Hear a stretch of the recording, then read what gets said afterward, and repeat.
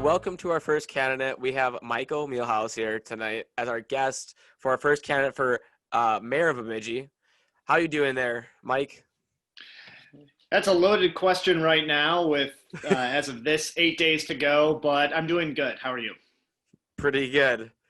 First, I want to ask you, tell us a little bit about yourself. Who are you? Thank you. My name is Michael Meehlhouse, and I am running for Bemidji Mayor. And how I like to describe myself is I'm a Bemidji State graduate. I am an academic advisor and a Nordic ski coach at Trek North High School here in town. I'm an avid runner and cross-country skier. I'm a Paul Bunyan plaid and Captain America enthusiast for those that know me.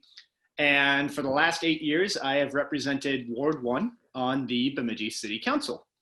And I first ran for Ward 1 Council because, like a lot of students at BSU, I'm not originally from here. And I moved up here for college and I just fell in love with the community. And I wanted to give back to that community because that was a big lesson that I got from my parents. And so that's why I first ran for council. And 8 years later, I'm running for mayor because I believe that the mayor's role is to bring the city council and the community together as a team. Perfect. That's cool. That's definitely one thing I would say definitely you want to do is bring the community together. So what is your previous qualifications do you have to make an ideal candidate for people that want to know more about you to be why you should be a mayor? Sure. Like I said, I have been on the city council for the last 8 years representing Ward 1. And Ward 1 is most of the Bemidji State campus and surrounding neighborhoods.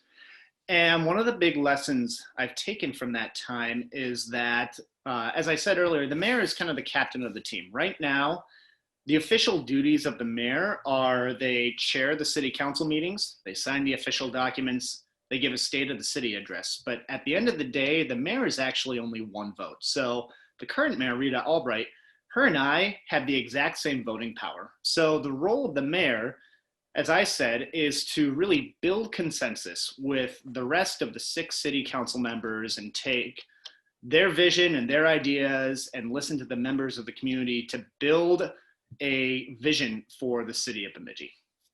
And so my experience is, like I said, I have been on the council for the last 8 years, and I'm also a teacher. So one of my strengths is people and listening to people and hearing about whether it's my neighbors or my students. I hear from everybody what they want to see to make this community better. So I listen to all of those. I take that vision into account and really try to take that and make decisions that improve the quality of this community.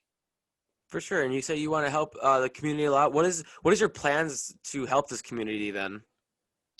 Sure. So there's a lot that a city does. And so for those of you that might not be aware, the role of a city council and a mayor is that we are policymakers.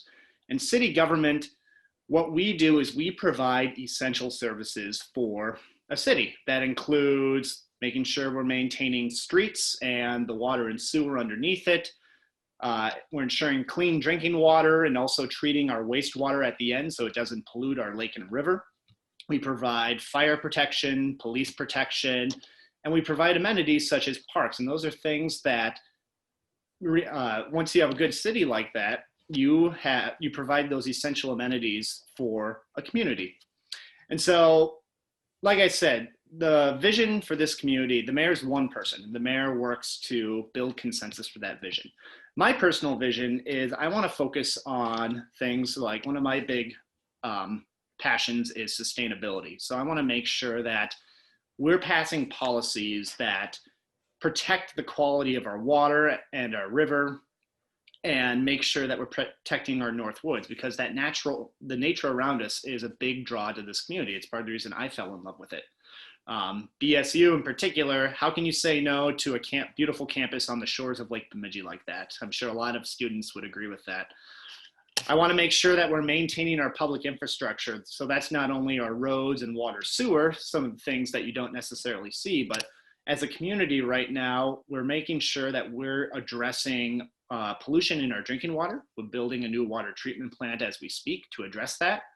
And then down the road, we're planning for a wastewater treatment plant expansion so we can protect the lake and the river, like I talked about. Economic development is a big part of this community to help it grow. As a city, we don't necessarily do economic development directly. We partner with organizations like Greater Bemidji to help attract businesses to our community and help entrepreneurs grow. But the way we support that is, like I said, going back to the essentials, making sure that we have great streets, infrastructure, a community that makes people want to live here and stay here and work here. We're also supporting educational opportunities for all the way from K to post grad. So we want to make sure we have a great school system. I work at one of the charter schools in town, and then we're also supporting our partners at Northwest Tech and Bemidji State. I'm talking a lot, so I'll try and go quick. It's a big vision. There's a lot that goes on, but also public safety. We partner with over 20 different townships around the area for fire protection. And then we focus on police in the city of Bemidji. And we're like the rest of the country, we're having a conversation on police and especially relationships with people of color in the community. So my role as an elected official is to try and build a trust between the police department and people who don't trust the police. Right now, as a community, we're having a conversation about a police advisory commission. And that's really, it's step one in a greater conversation about race equity in our community. And at the end of the day, what I want to do is I want to make sure we are improving our quality of life. So not only are we providing those essentials I talked about, but we're having conversations about race equity. We're making sustainable green-friendly initiatives in the community. We're supporting events like Mississippi Music at the waterfront or the 4th of July Water Carnival or events at BSU that help attract people and make them want to stay here and they love living here. For sure, that's a very big plan. You obviously know your stuff. You know what you kind of want to do. You know what you want to do for Bemidji, especially around the area. And you want to build a community. You want to make the city better than it already is, or could be. Exactly. So for the next several months, if you're the mayor, what is your plan with the pandemic? Because it's obviously in the area of Bemidji and Beltrami. There's been seen in cases of like higher cases of COVID cases in Bemidji. What's your plans for that kind of stuff with here in the surrounding areas? Well, the first goal of dealing with COVID-19 in our community is, as a city, is we're making sure we are making decisions that first and foremost protect public health. Now, as a city, I talk a lot about partnerships in the community. We don't have a public health director on city staff. Beltrami County does. So we take cues from Beltrami County's public health director. We also have Sanford Health located in the community. So those are two great resources for helping drive our community response.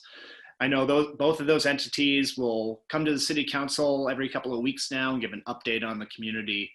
Earlier this summer, we as a city passed a mask mandate a couple days before the governor did. I personally wish we could have done it earlier in the month of July, but sometimes we don't always get to react as fast as I wish we could. And the mask mandate, it was unpopular with some people, but it was one of those. One of the roles of a leader is sometimes you have to make those tough decisions, and sometimes the popular decision and the right decision are not the same. And we did pass that mask mandate, and then the governor followed suit with the state mandate a couple days later. And you could see from now that we're a couple months out, you could see our community trend that our numbers were going down until recently. So that was something that was working to protect public health. I also talk about public health a lot because simultaneously we want to help our businesses that are struggling during this pandemic. And we had a situation earlier this summer where a couple restaurants downtown had to close for 2 weeks because they had direct exposure. So when we protect public health, we prevent these businesses from having to close down for a couple of weeks at the time because they aren't going to survive if they have to keep doing that. We've also we provided, one thing we did this summer was we did barriers downtown so that way restaurants could have seating outside and do more social distancing and keep operating. So protecting public health, but also really, this is a time to be creative, to figure out what can we as a community do to help our businesses succeed and mostly take care of each other.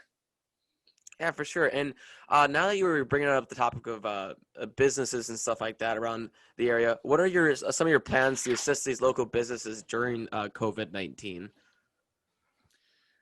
Well, like I just said, I think the best way to help them out is to make sure that we're protecting the public health. I said earlier, I'll reiterate again. One of the things we did right away is we set up.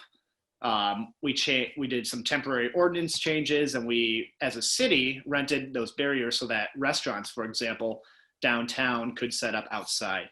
We partnered with the Chamber of Commerce and Greater Bemidji, our economic development partner, to make sure that PPE is being distributed out to local businesses that need it. That's also something that the state of Minnesota has been working those organizations on. And we also set up a city loan program for businesses that were affected. Now, as a city, we've got roughly $1 million in what's called a revolving loan fund. So that's loans we give out to businesses that are paid back with a small interest over time. And that's money that you want to see out in the community. You want to see those dollars going to work. So if I'm mayor, one of the things I want to do is make sure that we're coming up with some new ideas on how can we get that money into the community right now. I hear from business owners that they're hesitant to apply for a loan because it's another loan. They have a lot of loans that they need to pay off. So one idea from a couple months ago before COVID was, can we create a grant program using the interest that $1 million is generating every year, and helps, in this case, it would help businesses if they want to expand. An example from the proposal was, you might have a business that applies for $2,000 for a new front door to their business. Now, that grant from the city might cover the door, but typically businesses in other communities that have a similar program, they're putting thousands more into improving their businesses, expanding or sprucing the place up. And I think that's going to be ways where as our economy slowly comes out of this, that's going to be ways that we as a city can help our community businesses. Yeah, for sure. Help them grow and help them, make the city look pretty, make it more eye appealing, too. Mm-hmm. And then let's go into some but talks about the water. Talks about water problems with experience with PFAS being in the water supplies. What is your steps to help fix that? Well, the good news is that it is being fixed literally as we speak. So the background for those that might not be aware is about 10 years ago, the state of Minnesota, the Department of Public Health, informed the city of Bemidji that you have these PFAS chemicals. It's like Teflon, is similar. It's a man-made chemical, and it was found in our water supply. And the problem with it is it doesn't break down over time, and some studies have tied it to increased risk of cancer. So for the 10 years, the city has been monitoring the water, and the levels of PFAS in our water were fine. They were below what is considered your healthy limit. And 3 years ago, a combination of those numbers starting to rise, but also the Department of Health changing what their description of a healthy amount was, caused us to start looking at how can we treat this water. So what we ended up doing, we looked at a number of options. We ended up starting construction on a water treatment plant. It's being constructed right now, and the first phase should be online in December. And what that is going to do is that's going to treat our immediate water needs. It's kind of neat. We've shut down water wells that had a high concentration of this stuff. And what they actually want us to do is when we finish this water treatment plant, they want us to turn those wells back on because they want us to take this stuff out of the environment, properly dispose of it. And that goes back to what I talked about, making sure we're protecting the quality of our lake and our river. So the challenge was, how do we pay for that? We're a city with a population of 15,000. And on a given day, there's anywhere between 30 to 50,000 people in town. So it's not just city residents who are drinking the water. We just successfully got $10.1 million from the state of Minnesota in bonding to pay for what that's going to cover the immediate expansion of this water treatment plant, the future needs, as I talked about. So as a city, right now, we're figuring out how to pay for the roughly $6 million for the current construction. We'll look at city bonding, which is borrowing money and then paying for it with water utility fees. But we're also, other communities like Bemidji have faced this issues and have looked at legal action. So that's another avenue that we're pursuing. Okay. And now that we kind of gotten into the community and around Bemidji area, I also want to hit into the student section as well. People at Bemidji State University, students there. How do you feel about the transportation options currently available in Bemidji? And do you think we have enough options? Well, I would say there's definitely not enough options. I actually, in my some of my spare time, I am a Lyft driver myself, so Oh, there you I go. I actually have some experience providing transportation for whether it's people that are trying to get to Target or Walmart or do grocery shopping or getting to a job or going out for a night. And I know that one of the challenges we have as a community is that we don't have a set public bus route with set times and set locations. Right now, it's almost similar to Lyft, except if you want a bus ride or ride the bus somewhere, you have to call and schedule an appointment. And one of the challenges is that's an issue where the city itself, it's not, I should say, we as a city don't provide busing or public transportation ourselves. We work with Paul Bunyan Transit, which is, I'm going to say nonprofit company probably. I don't, so we work with them, but it's also the Beltrami County that sits on that board and helps make financial decisions. Another example where the city and the county are partnered is the public library. And that both of those, that's something every year we have to figure out kind of what's the city's share of funding and what's the county's share of funding. And it's each organization, the public transportation, the library, they're different, but kind of the example I like to use is if say Beltrami County says we're only going to pay this much for our portion of the budget, the director of the library or the director of Paul Bunyan Transit is going to say, okay, well, this is the cut in service that's going to be a result. So that's something where it's not just the city that has a say in this, it's also the county. So that's something that people who want to see more public transportation options in the community need to be talking to their Beltrami County commissioners. Okay, that makes sense. So for BSU side is still more a little bit more on that. Like, would you be willing to try to help work with the commission? And obviously, we as a community will have to talk to the commission as well with BSU transportation for students that are trying to go to from the dorms to Target to go shopping instead of having to walk in the freezing cold. Mm-hmm. When it's negative 15, stuff like that. Are you willing to like help work with the BSU and maybe try to work with the council in Bemidji State, maybe admins to get the transport working for them?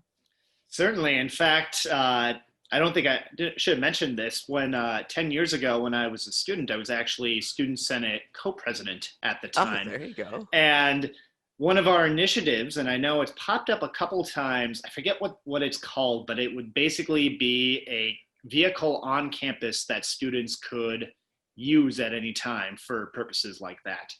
I think Erica Bailey Johnson in the sustainability office looked at something similar a couple of years ago. But I know transportation is a big issue. Again, I drive Lyft once in a while, so I understand that need. And I think we as a community, we need to find a way that we have that set bus route that has set times or a set route, so that way people can have that consistency and they can take advantage of that. And I think there used to be that when I was a student. Actually, there was that, and some of this is before my time. These changes or my time on council, I should say. And so I don't know if those set routes went away because of a lack of funding or if it was a lack of use. But I think that's something that I would definitely be excited to partner with Bemidji State and the county and Paul Bunyan Transit to see how can we address that. I'll give a plug for my fellow council member Emily Rivera. She sits on the Paul Bunyan Transit Board. I know this is something that she's really passionate about as well. Perfect. Well, that's cool that you want to help transportation and fix, the needs for the community that really need, to get to their job, go to, to the grocery store to get, the essentials. Um, how will you work along with let's see, if if you win the mayor race, what do you say to the residents of Bemidji that didn't vote for you? The mayor is city council is it's a nonpartisan position. And one of the big lessons I got from really it was my time at BSU and then when I first got elected is an elected official, your role is you represent the people that voted for you, the people that did not, the people that could not vote, and the people that chose not to vote. So you represent all these people. And whether they supported you or not, or they agree with you or not, as mayor, I want to be someone who listens to people. Um, especially with the challenges around COVID and our talks in the community about issues like racial equity and systemic racism, it's been uncomfortable. It's been an uncomfortable year, but I think it's really important. I think it's important to have uncomfortable conversations and to be pushed on topics because ultimately, at the end of the day, myself and really anyone who wants to run for local office, I really believe uh, wants to make their community better. We might have disagreements about how to go about it, but at the end of the day, I think we all just want to live in a better community. So um, I guess I'm blanking on how I represent everybody. I would say too, I already represent not only I represent everyone in my ward and Ward One, having BSU and a lot of rentals. It's there's a lot of changeover in the ward every year. I like it because I get to meet new people. But really, like I said, as an elected official, you represent everybody. Not just in your ward, you represent everyone in the community who wants to see this community improve. Right, for sure. And then what would be a final message you want to say to BSU or just the community in general? What would you like to say to them? Part of the reason that I was encouraged to run for the council in the first place was, as I said, I was a BSU Student Senate co-president. And for a little bit of history lesson, it's been 10 years. I'm only 31, but I'm a little older than I used to be. When I first got to the community, it was in the immediate aftermath of a vote to build what's now the Sanford Center. And I came into the community and I got involved on the Student Senate, and there was a lot of hostility towards the BSU population at the time. And that was something that I worked really hard on. As Student Senate co-president, I would go to city council meetings and give an update on what was happening on campus. And we had a council member who would come to Student Senate meetings and give an update and work on building that relationship. And part of the reason I was encouraged to run for council was because I cared a lot about not just the community, but also the BSU community. And the reason I did it is because I want BSU students to have I want them to have as good of an experience I had. Like I said, I'm not originally from here, but I came up here, I got involved throughout the town, whether it was through my activities or the activities I did on campus. And I fell in love with this community and I wanted to call it home. And I want other students to have that experience. So not everyone's going to stay here for more than 4 years, but regardless of if somebody comes here for 4 years and leaves or they choose to stay here, I think everyone has a Bemidji story, something that they love about this community. And that's something that I really want to build upon. I want students to feel welcomed into this community, feel feel like they're in a community that embraces them, that has opportunities for them to succeed after college. Or if the opportunities aren't available, we have the tools here where they might say, I want to start a business, or I want to do this thing that I'm passionate about in the community. So that's my story. From somebody who wasn't from here and fell in love with here. I want to be a mayor that shares that passion for Bemidji with the entire community, but especially BSU students, because I want you to enjoy this community as much as I have. Well, thank you. I appreciate your time. That's all the questions I have for this interview, and thank you for everybody that's watching. Make sure you guys go and vote. Select who you guys want to be your guys' mayor, and thank you again for your time. Thank you very much.